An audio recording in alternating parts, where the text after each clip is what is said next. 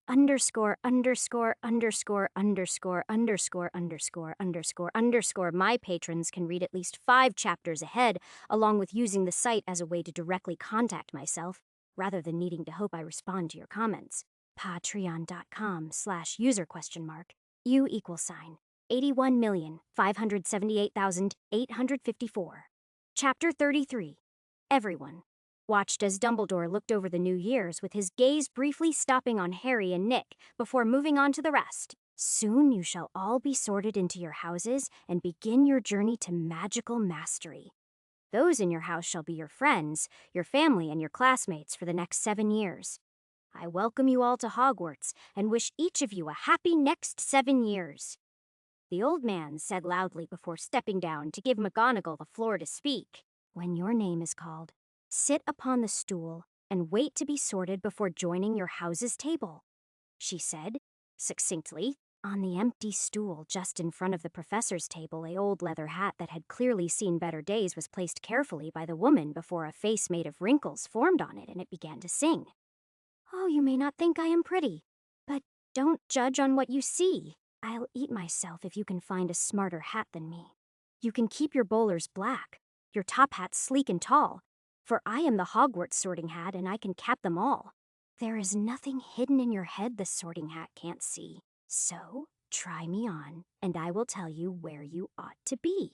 You might belong in Gryffindor, where dwell the brave at heart. Their daring, nerve, and chivalry set Gryffindors apart. You might belong in Hufflepuff, where they are just and loyal. Those patient Hufflepuffs are true and unafraid of toil. Or yet in wise Ravenclaw if you've a ready mind, where those of wit and learning will always find their kind. Or perhaps in Slytherin, you'll make your real friends. Those cunning folks use any means to achieve their ends. So put me on. Don't be afraid, and don't get in a flap. You are in safe hands, though I have none, for I am a thinking cap. The hat finished at his song, and everyone clapped in appreciation of the interesting spectacle. McGonagall brought out a list, and began the sorting. Abbott, Hannah. There was a few people who went before Nick, including Hermione, who, like she did in the story, chose Gryffindor as her house. When it was finally Nick's turn, he approached the stool calmly and sat down as the hat was placed on his head. How unusual. Normally, those who sit here are unaware of their place in the world and need my help to find it.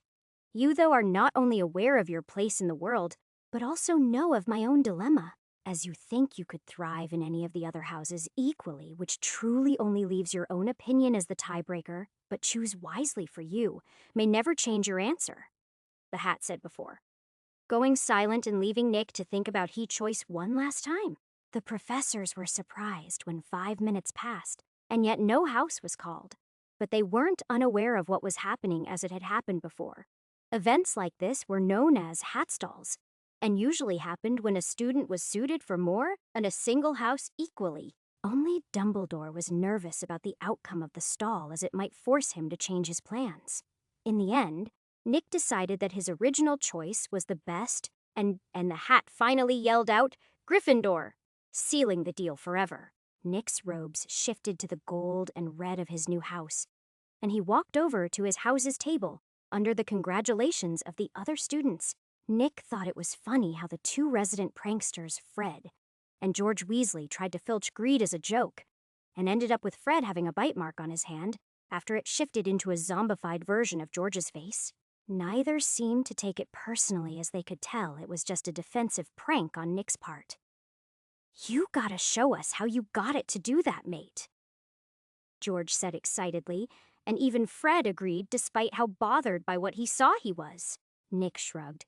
You guys know about boggarts? He asked with a smirk. The 2 older boys think for a moment before figuring out why he asked that. It turns into someone's fear before attacking, they said at the same time excitedly. Nick chuckled at their synergy but nodded in agreement.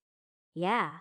The enchantment works like a boggart when it seems like someone is trying to steal from me, he explained with a knowing smirk.